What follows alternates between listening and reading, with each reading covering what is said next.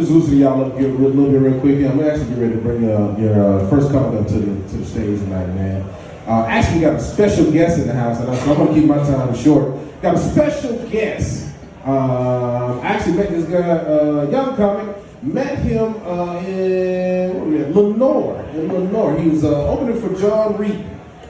And I got a chance to work with a very funny brother. But before I bring him up, I knew this is your son here. And did you come to this first show? You did? Okay, cool. There's a lot more people there. I didn't get to see you. Didn't get to meet you. At least, I don't think I did. I was drinking. Yeah. But it's cool to meet people's parents. You know, a lot of times comics are mysterious. You don't get to meet their family. You don't see where they come from. Yeah, man. I messed around and brought comics to my house one time. To my parents' house. Hell no. That shit's the worst thing you could ever do. Don't let them meet your family. Hell no. Because this shit right here, when you start to see people's family, you remember their family a little bit most of the time. I ain't gonna forget you, brother. Hell no. I ain't gonna be able to forget you. Well, maybe, but we both drinking, so we be like, oh, you look familiar. Yeah. But you come to the family, when you get... Yeah, this is generally how it happens. Somebody just walk across the stage in front of you. So I've got to tell you, I promise that shit.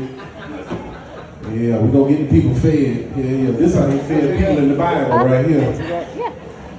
All right. Everybody loose in here? Everybody loose? All right, we're gonna get ready to warm it up. Before I bring the first coming up here tonight, man, I need some energy out of y'all. I need as much energy as possible.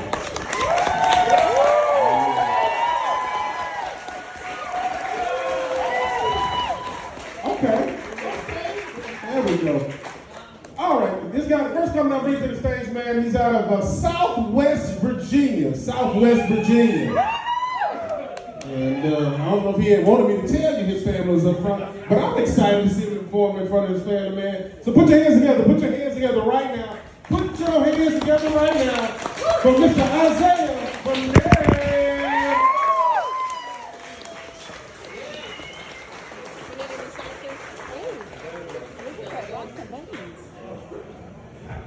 Give it up for Ray Money, y'all. He did an awesome job. So, my name's Isaiah Pennell, and I'm from a small town called Dane, Virginia. And you can remember it because Dane is the taint of the state. I also do a podcast with comedian John Reed called Carolina Reaper, so go check that out. Just real quick, a lot of people think that I'm on the spectrum, but actually I have DirecTV, so. And yes, this is my mom sitting in the front row. I love you, Mama. And this is my cousin sitting in the front row with a bald head. So I'm thinking if I rub his head, it might give me good luck. Damn, that's smooth as hell. What you put on it? Smooth as butter. So, I come from a big family, and my family's kind of redneck. We like three things: food, guns, and beer. And nobody in my family has food allergies either, except for this one cousin on my mom's side, and I'm not going to name her name, Nancy. Nancy. And Nancy is what we call a yuppie. She's kind of odd. She probably drives a Prius and listens to yacht rock. Like, she's a character. And she came up from Florida one weekend, and our family had a big feast. And she goes, now I have a gluten allergy. And I'm thinking, what in the hell is a gluten? I ain't never heard of that shit. And of course, everything was fried and breaded, fried okra, fried chicken, fried green tomatoes, etc. So she couldn't have shit. But the moral of the story is, don't be a turd in the punch bowl. If you have a gluten allergy, bring your own inedible plastic fucking bread if you have to. And I don't know if I told y'all this yet, but I work at a nursing home. So it's sucks staring at a ticket that says gluten allergy and looking at it for 3 minutes like it's Egyptian handwriting, and you're just kind of staring at it like, what the hell does this mean? And usually, one of the ladies that I work with has to explain to me what gluten means, because that's all I work with is ladies that are older than I am, which there's nothing wrong with that. As a matter of fact, I think I'm going to write a book called 120-Year-Old and a Bunch of Menopausal Old Ladies. No, I wouldn't do that. But it is kind of amusing working with a bunch of old ladies because they don't know how to talk trash.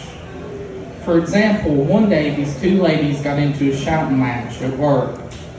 And I'm not going to name any names, but it may or may not be Misty. She starts yelling at this other lady, and she had the worst comeback of all time. She just goes, you old bag of bones. And I'm thinking, is this the best this bitch can do?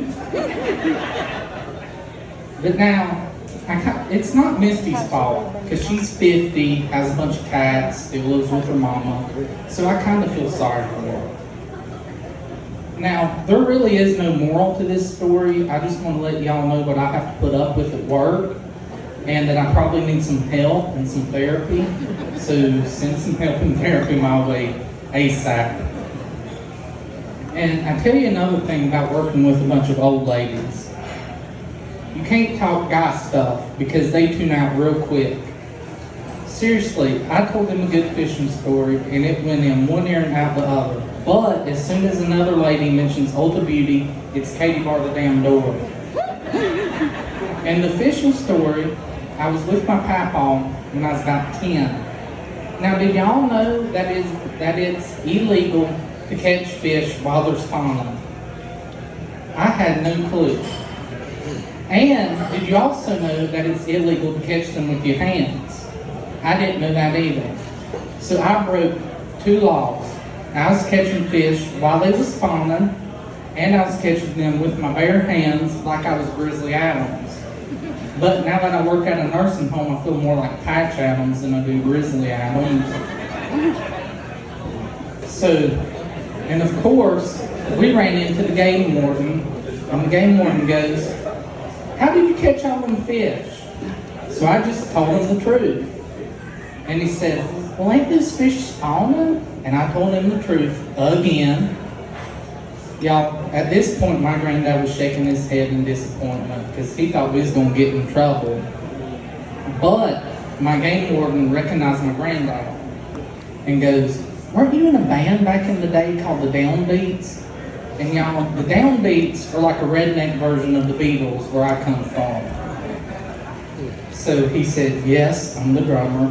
And the game warden let us go, thank God.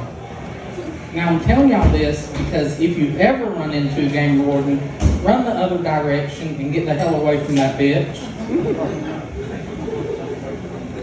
So, like I said earlier, I do a podcast with actor and comedian John Reed. And one time we had to do DDPY in women's yoga clothing. But there was a catch. All of us had to eat Bush's baked beans. But I had a bright idea. Instead of taking one bite like the rest of everybody, I ate an entire can of it. So we're getting down in downward dog. And that can of Bush's baked beans finally hit me. Y'all, I shitted all over myself. And I had on red women's yoga clothing, so I looked like a fat as fuck Incredible anyways. Now, you might be wondering what we did with the red yoga britches. Well, we washed them real good and returned them to the Goodwill. We returned them zebra stripes and all. And then, about a week later, I get a call from my girlfriend. And she goes, "Babe, I brought these red yoga britches from Goodwill, and they have a horrible fudge stripe right down the middle." She bought the same pair of red yoga britches that I had at home. And speaking of girlfriends, it's hard for me to find a girlfriend because I am the definition of an old soul. Like if you look in the dictionary of old soul, my face is going to be right next to it. For example, when I was 5, my first concert was REO Speedwagon, Styx, and Night Ranger. Have y'all ever heard of them before? Yep. So most kids in 2007 was wanting to see like Justin Bieber or the Jonas Brothers, but I wanted to see a bunch of old rockers in their 60s break their hip from rocking too hard. And y'all, I had a blast. My favorite song by REO Speedwagon is Can't Fight This Feeling Anymore. Does anybody know that one? Yep, that's my favorite one. That's my favorite one. So I'm telling y'all this because, ladies, if you're looking for a good time, look no further than the 22-year-old Papa. I will gladly take you out on a fun-filled night full of bingo, dinner at the Cracker Barrel, and maybe we can go see a bluegrass band afterwards.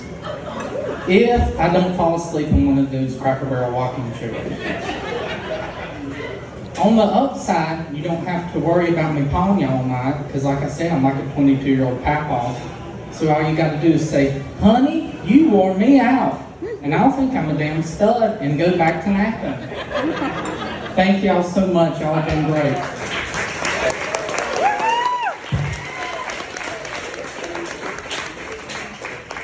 Y'all keep it going, guys, everybody. Keep it going. You must have yelled louder than that. You mama. Yeah, my mama killed my career. She said, get off stage. Nah. Always encouraged. Encouraged? Yeah, man. You need encouragement doing this, man. I gave him his dishwashing clothes to wear to work tomorrow. I said, here's your clothes for tomorrow. You gave him dishwashing clothes to wear to That's work? what he works at. That's where he works at? Hey, that's what's up. You still wash your clothes? I still wash his clothes, yeah. Yeah. You ain't gonna never get no ass out here. You ain't gonna never. I'm talking shit. I'm gonna still wash my clothes. The kids, you gotta bring you and your girl clothes to my house. All right, man. Look, we're gonna keep the show rolling, man. Look, we got I'm excited to bring this coming up, man. Actually, I just seen her all over the place.